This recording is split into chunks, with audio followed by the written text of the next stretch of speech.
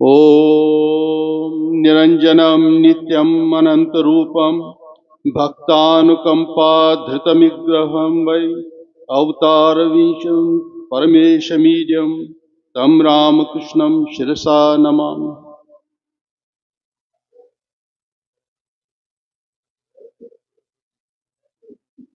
समवेत भक्तमंडলী, এখানে আমি অনেক বছর আগে এসেছিলাম। এখন সুবীর বাবু কয়েকবার বললেন না আপনি এখানে আসুন, ঠাকুরের সম্বন্ধে কিছু বলুন। সেই জন্য আজকে আপনাদের সামনে আমি এখানে হাজির হয়েছি। আমার মনে পড়ছে ঠাকুর শ্রী রামকৃষ্ণ একদিন পঞ্চবটিতে আসেন দক্ষিণেশ্বরে। তখন কেশবচন্দ্র সেন, বিজয়কৃষ্ণ গোস্বামী হঠাৎ করে তারা এলো, আর ঠাকুরের কথা শুনতে শুনতে তাদের খুব ভালো লাগলো। তখন কেশবচন্দ্র সেন ঠাকুরকে বলছেন, মহাশয় যদি আপনি অনুমতি দেন তাহলে আপনার বাণী, আপনার উপদেশ আমি আমার পত্র পত্রিকায় ছাপবো, তখন সবাই আপনার কথা শুনতে পারবে। ঠাকুর শ্রী রামকৃষ্ণ তখন খুব উচ্চ ভাবে ছিলেন। একটু পরে তার ভাবটা একটু যখন নিচে নামলো, তখন তিনি তাকে বললেন, এখানকার ভাব পত্র পত্রিকায় মাধ্যমে ওটা প্রচার করা যাবে না, কিন্তু যখন সময় আসবে তখন 100 হিমালয় এখানকার ভাব আটকাতে পারবে না। কিন্তু তার সত্ত্বেও কেশবচন্দ্র সেন, প্রতাপচন্দ্র মজুমদার তারা ঠাকুরের সম্বন্ধে নানা পত্র পত্রিকায় তারা লিখতে আরম্ভ করলো। সেই জন্য ঠাকুরের বাণী তখন থেকে অনেকের কাছে পৌঁছলো। ये দেখুন ঠাকুর শ্রী রামকৃষ্ণ কি করে নিজে তার বাণী দেশ বিদেশে তিনি ছড়িয়ে দিয়েছেন। কেন, যখন একজন অবতার পুরুষ আসেন তিনি সে সন্ন্যাসীদের, গৃহভক্তদের, নানা লোককে তিনি ধরে নিয়ে আসেন তার কাজের জন্য। কেন, বহু সাধক দেশ বিদেশে তারা মুক্তি পাওয়ার জন্য অনেক জন্ম জন্মান্তরে তারা চেষ্টা করে, কিন্তু যখন অবতার পুরুষ আসেন তখন তার স্পর্শে তারা মুক্তি লাভ করে। এছাড়া তিনি অন্তরঙ্গ শিশুকে নিয়ে আসেন, কলমি দলের মতন যারা তার কাজ করবে। এই ধরুন আজকে আমাদের প্রায় 320টা সেন্টার 25টা দেশে কিভাবে তার বাণীটা গেছে, মানে শ্রী রামকৃষ্ণের যেটা ভাবধারা এখন ফাল্গু নদীর মধ্যে ওটা বইছে। ইয়া পাশ্যতি সপাশ্যতি, যাদের চোখ আছে তারা দেখতে পাচ্ছে, যাদের সাধন ভজন আছে, যাদের ভাব ভক্তি আছে তারা ওটা দেখতে পারে। অদ্ভুত ভাবে কিভাবে তিনি প্রচার করছেন। এখন এই রামকৃষ্ণ ভাবধারা একটা নদীর মতন এটা রূপ ধারণ করেছে। আর এর সঙ্গে আরো কিছু ট্রিবিউটারিজ, আরো ছোট ছোট নদী যোগ হয়েছে, কিন্তু মেইন নদী হচ্ছে রামকৃষ্ণ মঠ এবং রামকৃষ্ণ মিশন, যার মধ্যে ঠাকুরের ভাব, ঠাকুরের আশীর্বাদ, ঠাকুরের কৃপা প্রবাহিত হচ্ছে। তারপর দ্বিতীয় যেটা নদী এর সঙ্গে যোগ হয়েছে সেটা হচ্ছে शारदा मठ एवं रामकृष्ण शारदा मिशन, যেখানে রামকৃষ্ণ মিশনের সাধুরা যেতে পারে না, ওখানে মাতাজিরা শারদা মঠে তারাই যাচ্ছে, যেটা তাদের মাধ্যমে শ্রী রামকৃষ্ণ ভাব সেটা অনেক জায়গা যাচ্ছে। আর থার্ড স্ট্রিম হচ্ছে আমাদের ভক্তরা, তারা নিজে থেকে মানে বহু লোকের কাছে ঠাকুরের বাণী তারা পৌঁছে দিচ্ছে। আর চতুর্থ স্ট্রিম, চতুর্থ নদী যেটা, সেটা হচ্ছে আমাদের যাদেরকে বলি আনএফিলিয়েটেড আশ্রম, অর্থাৎ যে প্রাইভেট আশ্রম যারা আমাদের ভক্তরা চালাচ্ছে। সেই জন্য এই চারটা মাধ্যমে শ্রীরামকৃষ্ণের যে বাণী, অবতার বরিষ্ঠ তিনি একটা বাণী নিয়ে আসেন, একটা মেসেজ নিয়ে আসেন, এই চারটা ভাবে সেটা প্রসারিত হচ্ছে। স্বামী বিবেকানন্দের সব থেকে বড় অবদান হলো রামকৃষ্ণ মঠ আর রামকৃষ্ণ মিশনে সেটা আরম্ভ করা, founding of the Ramakrishna order, যেটা স্বামী বিবেকানন্দের সব থেকে বড় অবদান। ভগীরথের মতন তিনি এই যে রামকৃষ্ণ ভাব গঙ্গা তিনি ওটা প্রবাহিত করলেন, যার মাধ্যমে শ্রী রামকৃষ্ণের কৃপা, শ্রী রামকৃষ্ণের আশীর্বাদ দেশ বিদেশে প্রসার হচ্ছে। এটা ঠাকুর শ্রী রামকৃষ্ণ নিজে আরম্ভ করেছিলেন। প্রথমে তিনি অন্তলীলা করলেন কাশীপুরে, তখন সে আশাপাশি যারা ছিল গৃহভক্ত, অন্তরঙ্গ, বহিরঙ্গ, তাদেরকে তিনি এক করলেন। তিনি সন্ন্যাসী একটা সঙ্গ তৈরি করলেন, আর নরেনকে বললেন তুমি এই ছেলেদেরকে ধরে রাখবে, ওদেরকে বাড়ি যেতে দেবে না। আর ছেলেদেরকে বললেন তোমরা নরেনকে দেখাশোনা করবে। আর নরেন তিনি বলছেন না, আমাকে একটা আমি একটা চাই, আমার একটা আমি সবসময় সমাধি থাকতে চাই, আপনি আমাকে আশীর্বাদ করুন। শ্রী রামকৃষ্ণ খুব বিরক্ত হলেন, বলেছেন কোথায় ভাবলাম তুমি একটা বিশাল বড় একটা বৃটবৃক্ষের মতন হবে, তোমার ছত্র ছায়া হাজার হাজার ছেলেরা লোক তারা শান্তি পাবে, তুমি দেখছি নিজে মুক্তির জন্য তুমি অগ্রসর। কিন্তু তারপরে কিন্তু ঠাকুর তাকে আশীর্বাদ করেছিলেন, সমাধি লাভ করেছিলেন, কিন্তু বলেছেন বাস এটা তোমার হয়ে গেছে দর্শন, এরপরে আমি তালা দিচ্ছি আর চাবিটা আমার কাছে থাকবে, তুমি মায়ের কাজ করো, জগৎ জননী কাজ করো, যখন কাজ শেষ হবে তখন আমি নিজেই চাবিটা খুলে দেব। এইভাবে তিনি মা ঠাকুরানীকে তিনি বলেন আমি আর কত করবো, তোমাকে আরো বেশি কাজ করতে হবে। বলছেন না আমি তো মহিলা, আমি তো আবলা, আমি কি করে করবো? বলছেন না, যা আমি করছি তার থেকে বেশি করতে হবে। পরবর্তীকালে দেখা যায় মাকে অনেক কিছু করতে হলো। ঠাকুর যখন কাশীপুরে ছিলেন, কাশীপুরে আগে যখন তিনি দক্ষিণেশ্বর ছিলেন, যে ডাক তিনি দিয়েছিলেন বলেছে কে কোথায় আছো তোমরা চলে এসো, সে ডাকে তারপরে সে প্রথমে গৃহী ভক্তরা এলো, তারপরে সন্ন্যাসী ভাবী সন্ন্যাসী ভক্তরা এলো, এ করতে করলে দেখা যাচ্ছে ঠাকুরের ভাবটা চারিদিকে পৌঁছে গেছে। আরম্ভ হয়েছিল অ্যাকচুয়ালি রানী রাসমণি দিয়ে।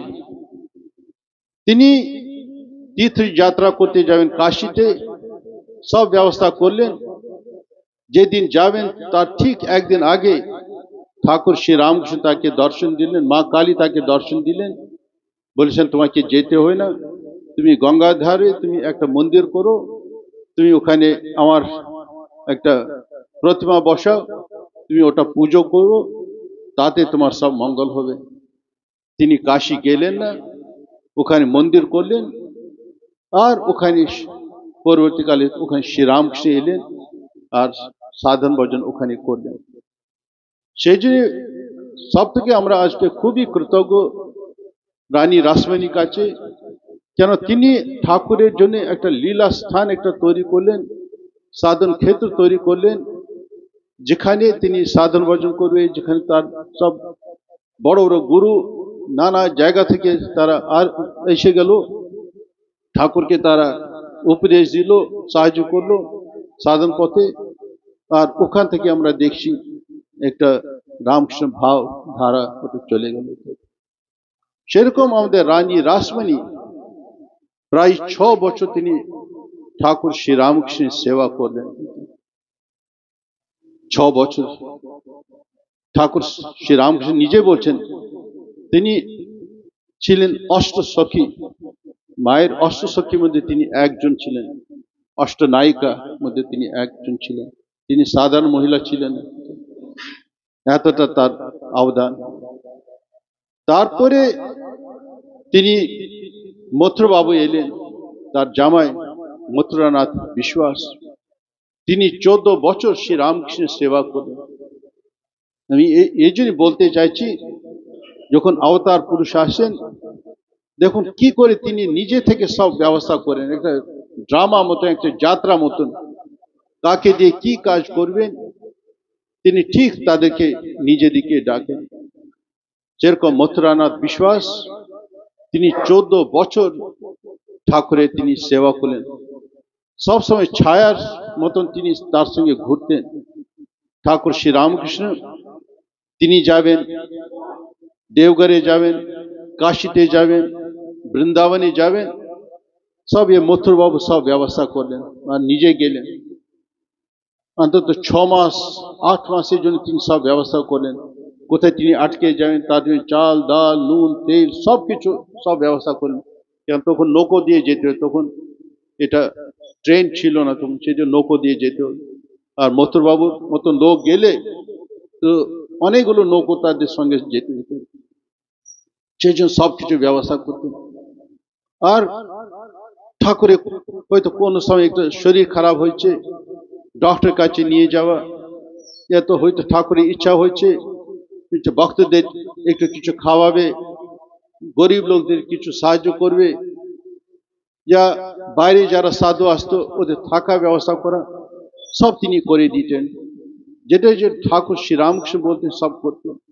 হয়তো কোনো বড় সাধক যেমন দেবেন্দ্রনাথ মজুমদারের মতন, ঠাকুরের মতন দেবেন্দ্রনাথ ঠাকুর, হয়তো ঠাকুর তার সঙ্গে দেখা করবেন, সেই মথুরবাবু তাকে নিয়ে যেতেন। সবসময় কোনো কেউ যাতে ঠাকুরকে কোনো যাতে অসুবিধা না ফেলে তিনি নিজে যেতেন। ঠাকুর কেন তিনি ঠাকুরকে অন্যভাবে দেখেছিলেন।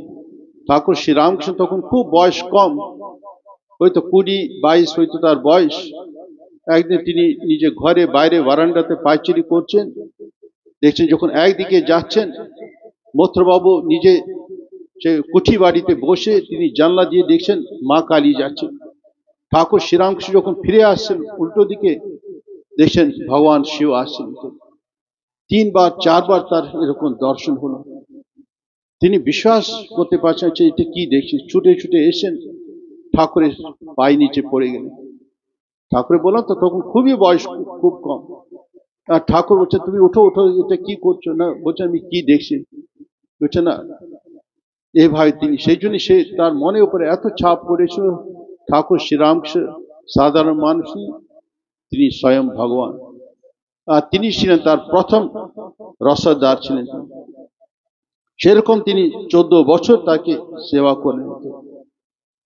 তারপরে যখন মথুরবাবু যখন সরিয়ে যায় তখন শম্ভুচরণ মল্লিক তিনি উপস্থিত হলেন। তিনি ঠাকুরকে সব সেবা করতেন। প্রায় 1877 সাল পর্যন্ত তিনি ঠাকুরের সেবা করতেন। আর শ্রী শ্রী মা শারদা দেবী তাকেও সেবা করতেন। আপনারা পড়ে থাকেন যখন মায়ের পেটটা খারাপ ছিল, ডিসেন্ট্রি হয়েছিল, তখন নাট মন্দিরে ওখানে যেখানে উনি থাকতেন, তো ওখানে খুব অসুবিধা ছিল। তার জন্য একটা কাঠের বাড়ি তিনি করলেন মায়ের জন্য। 1877-এ উনি ওটা করেছিলেন, ওখানে 76-এ উনি ওখানে করেছিলেন। এছাড়া ঠাকুর শ্রী রামকৃষ্ণকে তিনি বাইবেল পড়াতেন।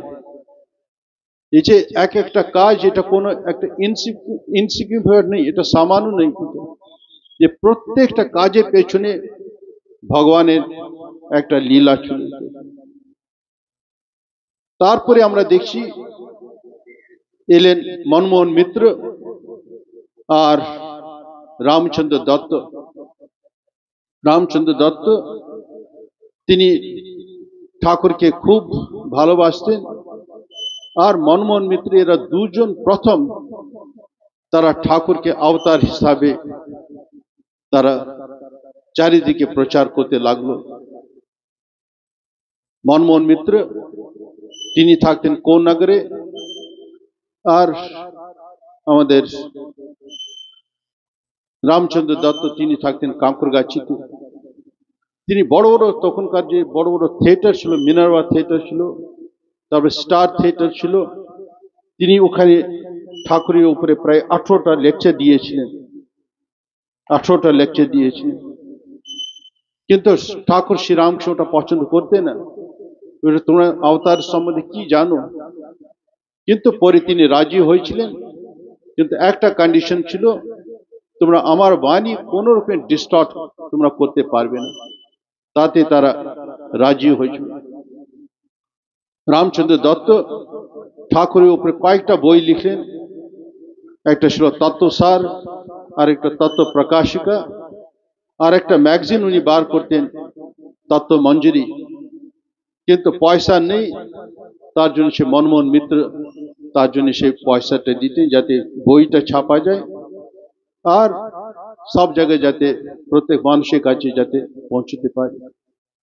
যখন ঠাকুরের শরীর যাওয়ার পরে, যখন তার শিষ্যরা যখন ভারতনগর মঠে ছিল, তখন রামচন্দ্র দত্ত ওখানে গিয়ে তাদের অবস্থা দেখে তাদের চোখে জল পড়েছিল। বলছে এদের কোনো খাওয়া ঠিক নেই, থাকা ঠিক নেই। তিনি অন্য গৃহী ভক্তদেরকে বললেন, না আমাদের মাসে মাসে কিছু চাঁদা দিতে হবে। সেইভাবে ওখানে তিনি ওদের যাতে কোনো অসুবিধা না হয় সেটা উনি ব্যবস্থা করেছেন। তারপরে আমরা দেখছি সুরেন্দ্র মিত্র, তিনিও ঠাকুরের পরম ভক্ত ছিলেন। তিনি একজন মার্চেন্ট কোম্পানিতে কাজ করতেন, সেজন্য তার একটু টাকা পয়সা ছিল। আর তিনি ঠাকুরকে প্রত্যেক মাসে যখন দক্ষিণেশ্বর ছিলেন 10 টাকা করে দিতেন। ভক্তরা এলে যাতে একটু যদি ওদের খিদে পেলে একটু যাতে খাওয়া যাতে ব্যবস্থা হয়। তারপরে ঠাকুর শ্রীরামকৃষ্ণকে যখন কাশীপুরে পাঠানো হলো, তখন তার ওষুধপত্র সবকিছু তিনি দিতেন। আর তখন ভাড়া 80 টাকা ছিল, কাশীপুরে যখন ঠাকুর ছিলেন পুরো ভাড়াটা তিনি দিতেন। তারপরে ঠাকুরের শরীর যাওয়ার পরে তখন যারা নরেন, রাখাল, বাবুরাম ইত্যাদি তাদের কোথাও থাকা ব্যবস্থা ছিল না। তখন একদিন সে সুরেন মিত্র তিনি বাড়িতে ধ্যান করছেন, হঠাৎ করে ঠাকুর শ্রীরামকৃষ্ণ তার দর্শন হলো। ঠাকুর শ্রীরামকৃষ্ণ বলছেন, আমার শিষ্যরা তাদের কোথাও থাকার জায়গা নেই, আর তুমি এখানে তুমি ধ্যান করছো, কার ধ্যান করছো? তুমি যাও, তুমি কিছু ব্যবস্থা করো। তিনি ছুটে ছুটে নরেনের কাছে গেলেন, স্বামী বিবেকানন্দের কাছে গেলেন, বলছে আমাকে প্রভু এরকম দর্শন দিয়েছেন। তখন দুজন মিলে আর ভাবনাথ তারা বারনগর মঠে দেখলেন একটা বাড়ি আছে, ভূতের বাড়ি, ওখানে কেউ থাকতো না, আর অল্প ভাড়াতে 10 টাকায় ওটা পাওয়া যাচ্ছিল। তখন ওখানে ওরা থাকতে আরম্ভ করলো। আর তিনি ওদেরকে বললেন, আমি ঠাকুর শ্রীরামকৃষ্ণ থাকতে কাশীপুরে যা টাকা দিতাম আমি তোমাদেরকে ওই রকম দেব, যাতে তোমাদের কোনো অসুবিধা যাতে না হয়। এরপরে আমরা দেখছি আরেকজন, সেটা হচ্ছে বলরাম বোস। ঠাকুর শ্রীরামকৃষ্ণ বলতে ওটা আমার বৈঠক খানা, 100 বার তিনি ওদের বাড়িতে থেকেছেন। লাটুমাস বলছেন, আমি জানি ঠাকুর শ্রীরামকৃষ্ণ বলরাম মন্দিরে 100 বেশি ওখানে এসেছেন। আর পরবর্তীকালে আমরা এসেছি স্বামী বিবেকানন্দ, স্বামী ব্রহ্মানন্দ, স্বামী তুরীয়ানন্দ, স্বামী অদ্ভুতানন্দ লাটুমাস, তারাও অনেকদিন ওখানে থেকেছে। যখন কারো শরীর খারাপ হতো ওর বাড়িতে ওরা উঠতো। মা শারদা দেবী উনিও কয়েকবার ওখানে থেকেছেন। মানে একনিষ্ঠ ভক্ত ছিলেন। এছাড়া মায়ের শরীর, ঠাকুরের শরীর যাওয়ার পরে সেই বলরাম বোস শ্রী শ্রী মা শারদা দেবীকে তিনি বৃন্দাবনে নিয়ে গেছেন, কালাবাবু কুঞ্জ ওখানে রাখলেন। পরবর্তীকালে সেটা রামকৃষ্ণ মিশনের আন্ডার এলো। তারপরে কোঠার ওনার ছিল, উড়িষ্যাতে কিছু জমি জায়গা ছিল, ওখানে মা শারদা দেবী বেশ কয়েক মাস ছিলেন। তো ওখানে ওই বলরাম বোসের বাড়িতে। তবে স্বামী ব্রহ্মানন্দজি তিনিও পুরীতে খুব ভালোবাসতেন, কিন্তু থাকার জায়গা ছিল, তার জন্য উনি জায়গা ব্যবস্থা করে একটা জায়গা কিনলেন। ওখানে পরবর্তীকালে আমাদের ওখানে রামকৃষ্ণ মিশন ওটা হয়ে গেল। এরকম দেখা যাচ্ছে কত লোক নানা ভাবে তারা এসে এই যে ঠাকুরের এই যে ভাবধারা তারা এগিয়ে নিয়ে গেছে। আরেকজন যার কথা আমি বলতে চাই সেটা হচ্ছে মাস্টার মহাশয় মহেন্দ্রনাথ গুপ্ত। ঠাকুরের মুখ থেকে যা কিছু বেরিয়েছে তিনি সেটা বাড়িতে ওটা ডায়েরিতে নোট করতেন। তারপরে পরবর্তীকালে তিনি বই আকারে বার করলেন, শ্রী শ্রী রামকৃষ্ণ কথামৃত। প্রায় 1901 সাল থেকে 1932 সাল পর্যন্ত তিনি ওটা 5টা ভলিউম তিনি বার করেন। আর ঠাকুরের শিষ্য যেখানে যেখানে ছিল, আলমবাজারে ছিল, বারানগরে ছিল, আর উনি ঠাকুরকেও একটা হয়তো জামা একটা হয়তো ছিঁড়ে গেছে, একটু দরকার উনি কিনে দিতেন, या অন্য কিছু একটা জুতো কিনতে হয়ে উনি মাসে মাসে টুকটাক উনি করতেন। তারপরে মা শারদা দেবী ওনার জন্য কি মাঝে মাঝে একটু কিছু তিনি এটা করতেন। আর তার মাধ্যমে অনেক ছেলেরা ঠাকুরের কাছে এলো, তার ঠাকুরের শিষ্য হলেন। তাকে বলা হতো ছেলে ধরা মাস্টার। স্বামী বিরজানন্দজি, স্বামী শুদ্ধানন্দজি, আরো অনেকেই যারা তার সংস্পর্শ এসে তারা ঠাকুরের কাছে এসে। তারপরে গিরিশচন্দ্র ঘোষ একটা বড় মাতাল, কিন্তু ঠাকুরের আশীর্বাদে দেখুন দেখুন তিনি ঠাকুর ছাড়া আর কিছুই জানতেন না। বলতেন তার 125% তার বিশ্বাস ছিল ঠাকুরের উপরে, এতটা তার ছিল।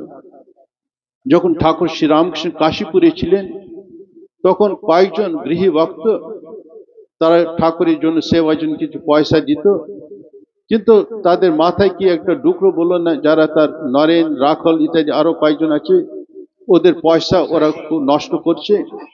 তো এইভাবে যখন কথা চলছিল তখন গিরিশচন্দ্র ঘোষ এটা শুনে খুব রেগে গেছেন। বলছেন এরা দুধ মন্থন করে ওখান থেকে এটা মাখন বার করা হচ্ছে, এটা কখনই জলের সঙ্গে আর গলতে পারে না, মিশতে পারে না। এরা হচ্ছে যারা ভাবি সন্ন্যাসী ঠাকুরের, ওরা এরকম, এরা কখনই এটা করতে পারে না। উনি বলেন ওদের পয়সা আমরা নেব না, দরকার হলে আমি বাড়ি এক একটা ইট বিক্রি করে আমি ঠাকুরের সেবা করব। মানে কতটা তার ঠাকুরের উপর বিশ্বাস ছিল, সেরকম উনি এটা বলেন না ওদের টাকা নেওয়া না।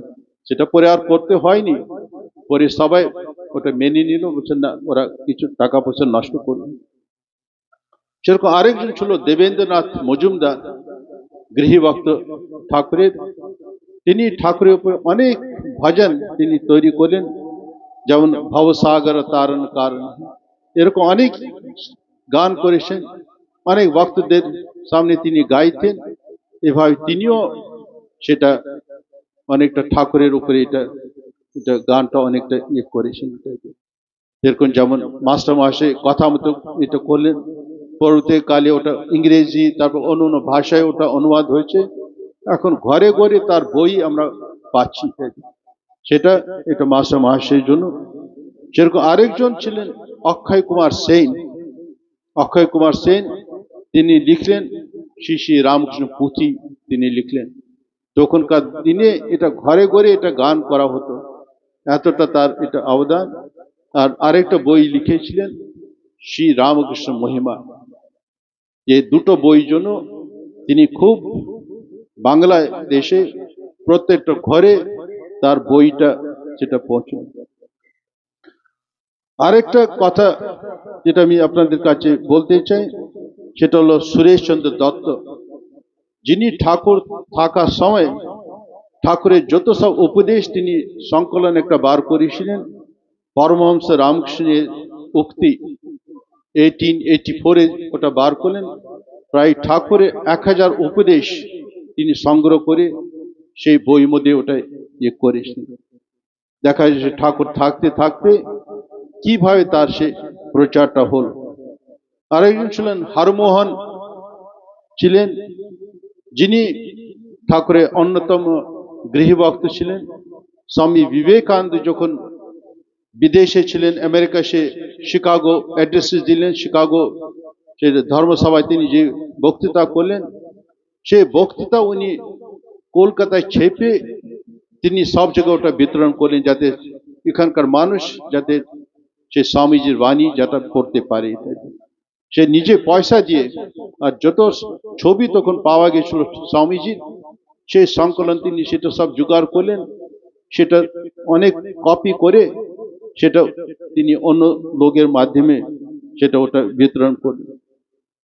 আরেকজন ছিল উপেন্দ্রনাথ মুখোপাধ্যায়। তিনি বসুমতী মালিক ছিলেন, তো তার খুব টাকা পয়সা ছিল।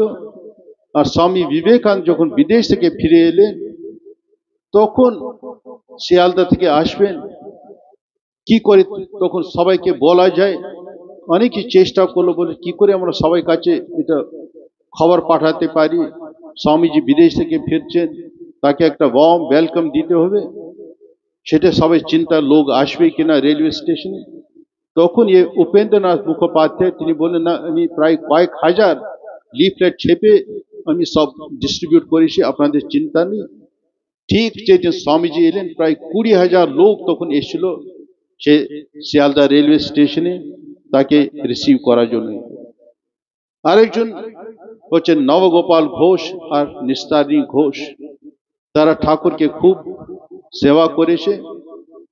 আর নিস্তারিণী ঘোষ তিনিও একনিষ্ঠ, তিনি ছিলেন ভক্ত।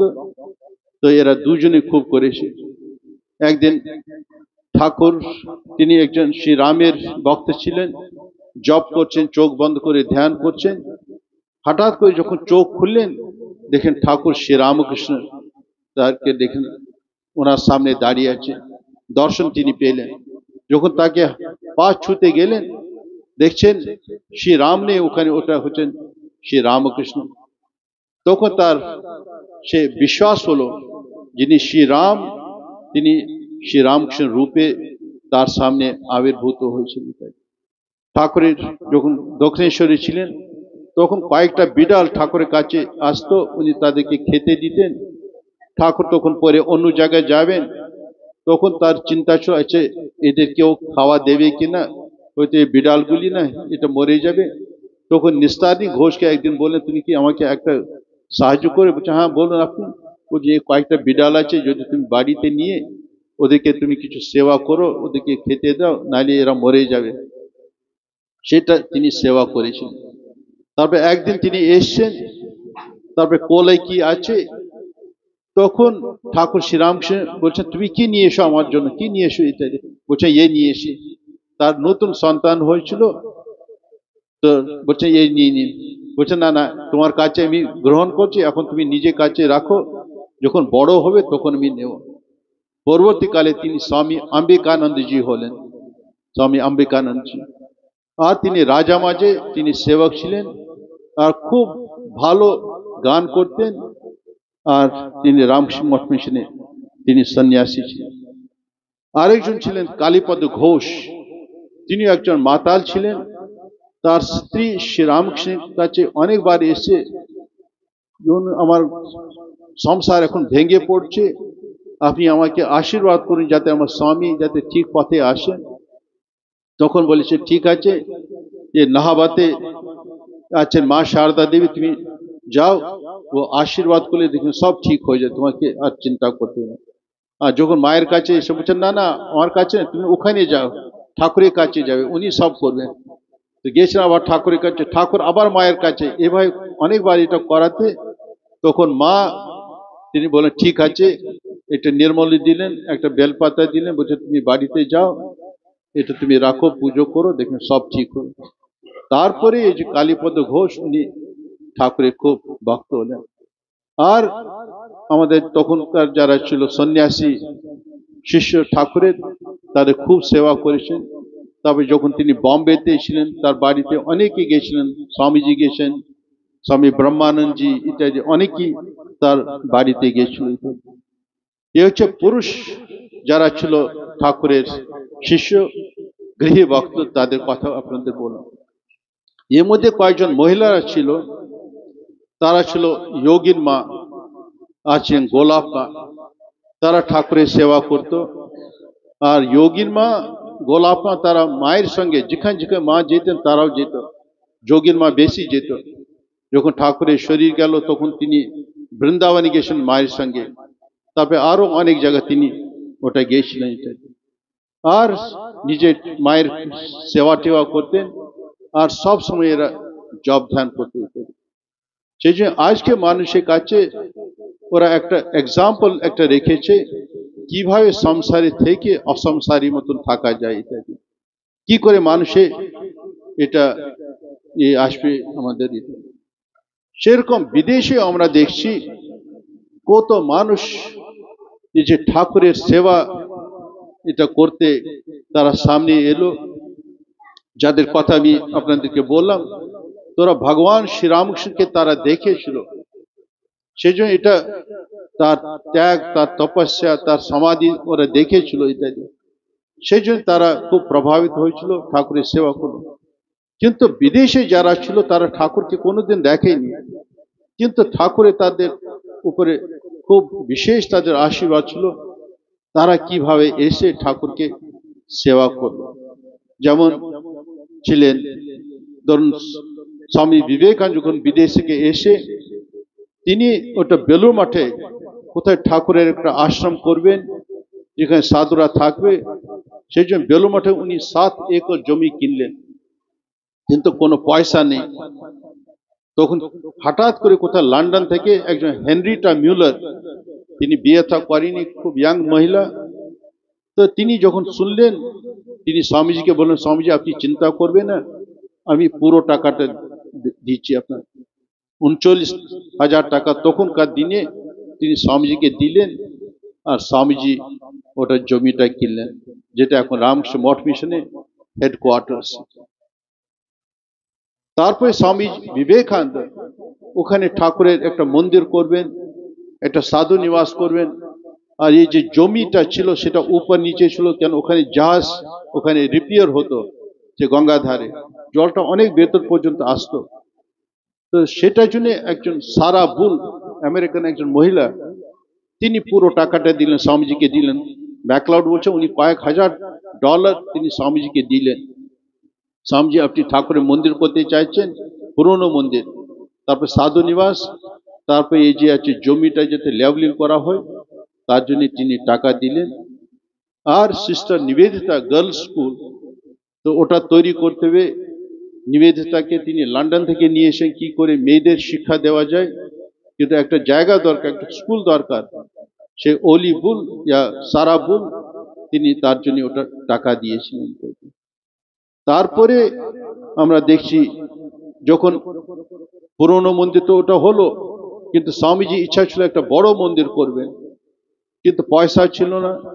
স্বামী বিজ্ঞানন্দজিকে তিনি বলেন তুমি দেখো একটা বড় একটা মন্দির করো, তুমি ডিজাইনটা আমাকে দেখাও। সে কয়েকটা ডিজাইন দেখালেন, স্বামীজি সে পছন্দ নেই। তিনি বলছেন কিছু কিছু অন্য ধর্মের ওখানে কিছু এটা প্রতীক থাকবে। তারপরে যেহেতু উনি দেশ বিদেশ অনেক কিছু ঘুরেছিলেন, তিনি তাকে বলেন না তুমি এরকম। তারপরে শেষে একটা ড্রয়িং তিনি অ্যাপ্রুভ করলেন, বাস হ্যাঁ ঠিক আছে এরকম। তখন 1924 সালে স্বামী 32 সালে তখন মহাপুরুষ মহারাজ ওখানে ভিত্তি স্থাপন করলেন, যেখানে স্বামীজি ঘর আছে তার সামনে ওখানে ওটা করলেন, কিন্তু পয়সা নেই, কাজ করা যাচ্ছে না। এদিকে ঠাকুরের সেন্টারি হবে 1936-এ, ওটা তখন সেন্টারি হবে, তার আগে সবাই চেষ্টা করছে যাতে মন্দির করা যায়, কিন্তু পয়সা নেই। তো মার্টিন বার্ন তারা বললো ঠিক আছে আমরা করে দিচ্ছি। তো তারা সবকিছু করলো, এস্টিমেট দিল, বললো 6 লক্ষ টাকা। তখনকার দিনে 6 লক্ষ টাকা বিশাল বড়, কিন্তু পয়সা নেই। তখন হঠাৎ করে আমেরিকা থেকে দুজন অল্প বয়সী দুজন মহিলা একটা ছিল সিস্টার ভক্তি আর একটা ছিল অন্নপূর্ণা। দুজন এটা এলো। হেলেন রুবল ছিল ভক্তি, সিস্টার ভক্তি ওকে তারপর বলা হতো। আরেকজন ছিল আন্না উস্টার, তার নাম ছিল অন্নপূর্ণা নাম দেওয়া হলো। তারা তখনকার দিনে 7 লাখ টাকা দিল, যে টাকা দিয়ে আজকে এই যে ঠাকুরের সেই বিশাল মন্দিরটা হয়েছে। তখন স্বামী বিজ্ঞানন্দজি ওটা পুরো কমপ্লিট করলেন আর তিনি উদ্বোধন করলেন। স্বামী বিবেকানন্দ যখন বিদেশে ছিলেন তখন তিনি চারিদিকে বক্তৃতা করছেন।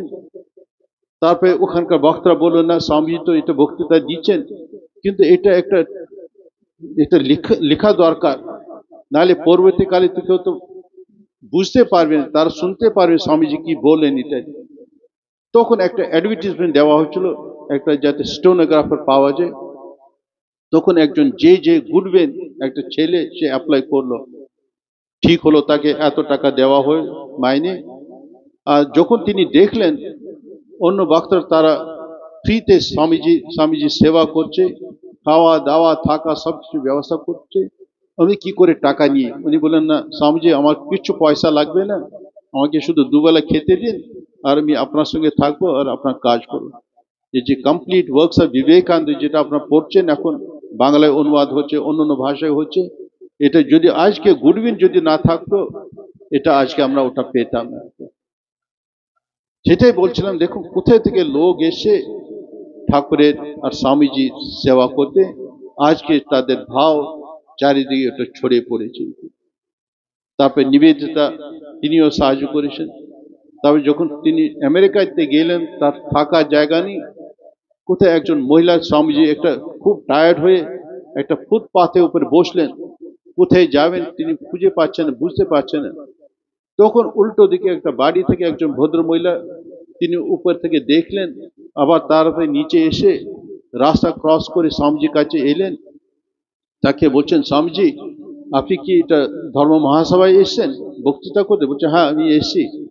তো বলছে, মনে হচ্ছে আপনি খুব টায়ার্ড, আপনি আমার বাড়িতে আসুন, আমার উল্টো দিকে আমার বাড়ি, এখানে থাকা, এটা ওয়াশরুম করে স্নান টানা করে একটু টিফিন করে আমি আপনাকে ওখানে নিয়ে যাব আর আপনি আমার বাড়িতে থাকুন।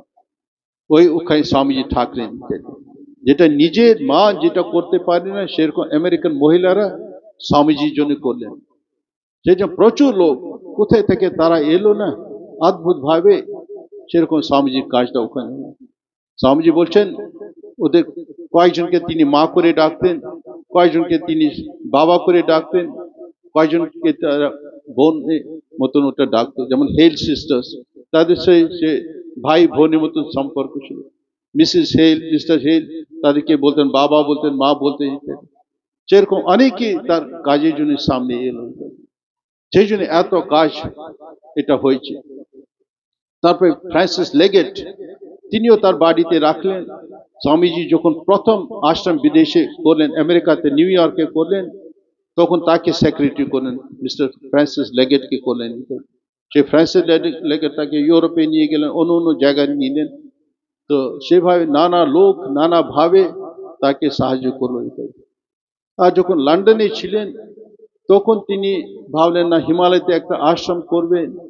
তখন সেই ক্যাপ্টেন আর মিসেস সেভিয়ার তারা স্বামীজিকে বললেন, স্বামীজি চলুন, আমরা পুরো টাকা, আমরা বাড়ি ঘর যা কিছু আমাদের লন্ডনে সম্পত্তি আছে সব বিক্রি করে, যে রোলে আপনার টাকা, বলেন না এটা তোমরা রাখো। আর যখন ভারতবর্ষে এলো তখন পুরো হিমালয়তে স্বামীজি বলেন, না আই নিড হোল হিল, আমার পুরো পাহাড় দরকার। সে পুরো পাহাড়টা তারা কিনলো। যারা অদ্বৈত আশ্রম মায়াবতী গেছে তারা দেখবে সেই পুরো পাহাড়টা সব ওদের জন্য। এখন দেশ বিদেশ থেকে কত ভক্তরা আসে, ওখানে থাকে, পুরোটা ওরা করলো। আমেরিকাতে যাও, ওদের ঘর বাড়ি যা কিছু সব বিক্রি করলো। আর সে মিসেস সেভিয়ার ওখানে ছিলেন, তখন স্বামী বিবেকানন্দ কমপ্লিট ওয়ার্কস, যেখানে যেখানে স্বামীজি যা কিছু বলেছিলেন, যা কিছু চিঠি লিখেছেন, যা কিছু অন্যদের সঙ্গে কথন করেছেন, সব ওরা সংগ্রহ করে সে কমপ্লিট ওয়ার্কস অফ বিবেকানন্দ, তারা ওটা সব গুছিয়ে এডিট করে ওটা সে বই আকারে বার করা হলো। তার জন্য যা টাকা লাগতো সেটা তারা নিজে থেকে খরচা করলো। এছাড়া স্বামী বিবেকানন্দের প্রামাণিক জীবনী life of Vivekananda by his eastern and western disciples, তখন 4টা খণ্ডে ছিল, তারাই ওটা অনেকটা ওটা কালেকশন করে এডিট করে এটা বই আকারে বার করা। স্বামীজি শিষ্য ছিলেন স্বামী বিরজানন্দজি, তিনিও ওটা তখন দায়িত্ব ছিলেন অদ্বৈত আশ্রমে। তো কিন্তু এটি ক্যাপ্টেন আর মিসেস সেভিয়ার মেনলি ওনার জন্য এটা তখন এটা বার করা হলো। এখন দেশ বিদেশে যদি আপনারা কিছু স্বামী বিবেকানন্দ সম্বন্ধে পড়তে চান, এটা হচ্ছে এই বই জন্য। যদি এটা যদি না হতো তাহলে অন্য ভাষায় ওটা বেরোতো না। আর এই মহিলা যে মিসেস সেভিয়ার, তিনি পরে বিরজানন্দজির জন্য শ্যামলাতাল আরেকটা আশ্রম হিমালয়তে, সেটা তিনি পুরো জমিটা কিনলেন, ওখানে তার জন্য এটা করলেন 1915 সালে। তারপরে তিনি লন্ডনে গিয়ে তারপর ওয়ার্ল্ড ওয়ার 2 হলো, তখন পরে পরে যখন বয়স হলো তখন 86, তখন ওখানে তার শরীরটা যায়। এ দেখো নিজের দেশ তারা ছেড়ে যা কিছু ছিল সব স্বামীজি পায়ে দিল যাতে তার কাজটা হয়। এভাবে আমরা দেখছি কত লোক এটা এটা এসে যে আমাদের ঠাকুর মা স্বামীজির কাজে তারা এসে, সেই জন্য আজকে যে কাজটা এত বেশি হয়েছে চারিদিকে। যে বললাম আজকে আমাদের 320টা সেন্টার 24টা দেশে, তারপরে আমাদের প্রাইভেট আশ্রম আছে প্রায় 1200 আছে, তারপরে প্রত্যেক বাড়িতে প্রত্যেক দেশ বিদেশে হতে একটা স্টাডি সার্কেল আছে, একটা পাঠচক্র আছে, একটা মেডিটেশন সেন্টার আছে। এরকম ঘরে ঘরে এখন এটা পৌঁছে গেছে। যে কয়েকদিন আগে আমি শ্রীলঙ্কাতে গেছিলাম, প্রায় 100 বছর ধরে ওখানে এই যে ঠাকুরের ভাবধারা এটা চারিদিকে ছড়িয়ে পড়েছে। এক সময় ছিল যখন আমাদের 26টা স্কুল শ্রীলঙ্কাতে চলছিল, 26টা স্কুল। তো আমাদের একজন মহারাজ স্বামী বিপুলানন্দজি, তিনি ওখানে ওটা এতগুলি স্কুল করলেন। তার নামে এখন রাস্তা আছে, তার নামে একটা পার্ক আছে, তার নামে একটা স্কুল আছে, তার নামে কোথাও একটা লাইব্রেরি হয়েছে, তার নামে স্ট্যাম্প বেরিয়েছে, তার নামে কয়েন বেরিয়েছে, মানে এতটা তার অবদান ওখানে। এরকম ঠাকুরের স্বামীজির নামে দেশ বিদেশে অনেক জায়গায় অনেক কিছু হচ্ছে। আর বেশি সময় নেই, এই কয়েকটি কথা বলে আমি ঠাকুর মা স্বামীজিকে প্রার্থনা করছি তারা আমাদের উপরে আশীর্বাদ বর্ষণ করুন। যে কয়েকটি কথা বলে আমি এখানে শেষ করছি। ওম শান্তি শান্তি শান্তি। হরি ওম তৎসৎ।